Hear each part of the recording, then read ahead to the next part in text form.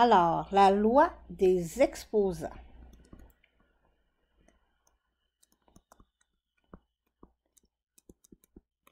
Ce ne sera pas une vidéo hyper facile parce qu'il y a beaucoup de nouvelles matières. Par contre, elle n'est pas nécessairement extrêmement difficile, c'est juste que c'est nouveau. Alors, dans la loi des exposants, tu en connais au moins une déjà en mathématiques. A, exposant 0 est égal à 1. Qu'est-ce que ça veut dire? Ça veut dire que n'importe quoi qui est exposant 1 est égal, qui est exposant 0, pardon, est égal à 1. Exemple, 5 exposant 0, c'est égal à 1. Si tu fais moins 5 exposant 0, ben, ça va te donner moins 1. Si tu fais, exemple, 256 exposant 0, ça va être égal à 1. Donc, peu importe le nombre, dès que ce qui est exposant 0, c'est égal à 1. C'est la même chose pour une variable. Donc, si j'écris x exposant 0, ben c'est égal à 1 également. Ça, c'est pour notre premier cas. Un deuxième cas maintenant, si j'ai deux variables identiques qui se multiplient, mais une est exposant m et l'autre est exposant n, comme Natacha. Alors, qu'est-ce que ça donne? Ben, à ce moment-là, ça veut dire que tu additionnes les exposants. Ce qui te donnerait ça. Exemple. Supposons que j'ai 5 exposant 2 fois 5 exposant 3. Ben, à ce moment-là, ça te donnerait, 5 exposant 2 plus 3, ce qui me donne 5 exposant 5. Et à partir de là, tu as terminé, à moins qu'on te demande la puissance de le calculer, mais sinon, tu as terminé. C'est la même chose avec les variables. Alors, supposons que j'ai x exposant 4 multiplié par x exposant 5. Ben, tout ce que j'ai à faire, étant donné que c'est la même variable, j'additionne les exposants. Donc, 4 plus 5, ce qui va me donner x exposant 9. Et c'est tout. Donc, tout ce que ça dit, c'est que lorsque tu as un produit avec deux variables identiques, ben à ce moment-là, tu peux additionner les exposants. Une autre loi des exposants qui est également disponible, c'est celle de la division. Alors, A exposant M sur A exposant N.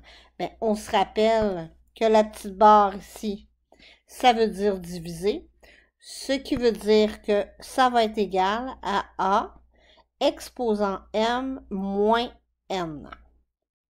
Qu'est-ce que ça veut dire en mathématiques? Bien, supposons que j'ai 8 exposant 6 divisé par 8 exposant 4. Étant donné que j'ai la même base, bien, je peux soustraire les exposants, ce qui va me donner 8 exposant 2. Et j'aurais terminé parce que 6 moins 4 est égal à 2. C'est la même chose pour une variable. Alors, supposons que j'ai x exposant 8 divisé par x exposant 5. Peu importe que mon divisé soit écrit comme ça ou comme ça, ça demeure une division. Tout ce que j'ai à faire, c'est soustraire le premier exposant du deuxième parce que j'ai la même variable.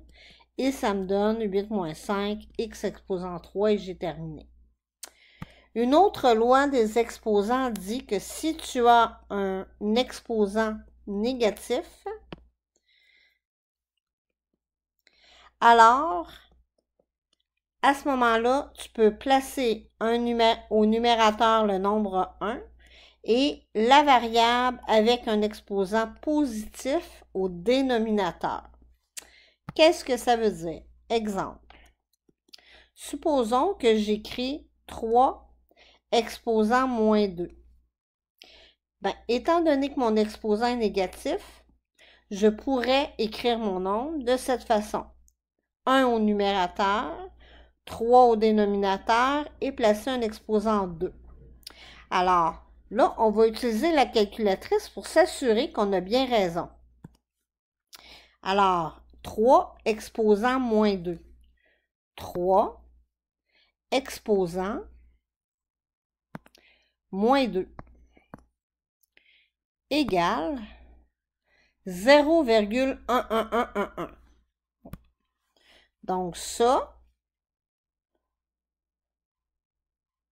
c'est 0,11111, etc. Donc 0,1 périodique. Si je fais l'opération 1 divisé par 3 exposant moins 2, est-ce que ça va me donner la même chose? Alors 1, on va effacer, 1 divisé par 3 exposant 2 égale. Ça nous donne exactement la même chose. Alors, ça veut dire que les deux façons d'écrire sont égales. Donc, si c'est égal, j'ai donc le droit de le faire. Les mathématiciens ont donc décidé d'écrire ça comme ça. Donc, dorénavant, à chaque fois que tu auras un exposant négatif, il faudra que tu l'écris de façon positive. La même chose pour en algèbre. Donc, j'ai x exposant moins 8. Ben, à ce moment-là, maintenant, je vais écrire 1 sur x exposant 8. On a un petit bout de fait.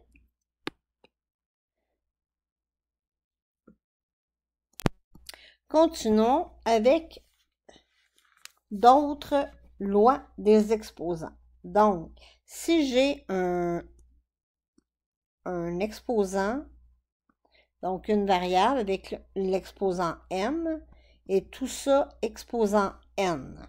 Alors, à ce moment-là, ça devient a exposant m fois n.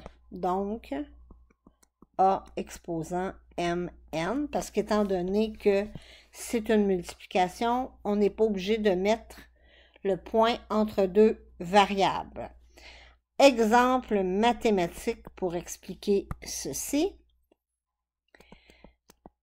Donc, supposons que j'ai 3 exposant 2 exposant 5. Bien, à ce moment-là, mon 3 exposant 2, qui lui-même est exposant 5, devient 3 exposant 2 fois 5, ce qui veut dire 3 exposant 7. Non, pardon, 2 fois 7, 14. OK? Quelle est la preuve mathématique? 3 exposant 2 à la puissance 5. Ça veut dire que j'ai 3 exposant 2 qui se répètent 5 fois. Parce que ça se répète 5 fois. Mais là, si je fais ça, ça donne dans le fond 3 fois 3, 3 fois 3, 3 fois 3, 3 fois 3, 3 fois 3. Et là, je me retrouve, 2 fois 5, ça fait 10, ça fait pas 14, je m'excuse de l'erreur. Donc, 3 fois 3 fois 3 fois 3 fois 3, bien, je devrais l'avoir 10 fois. 1, 2, 3, 4, 5, 6, 7, 8, 9, 10. C'est donc vrai.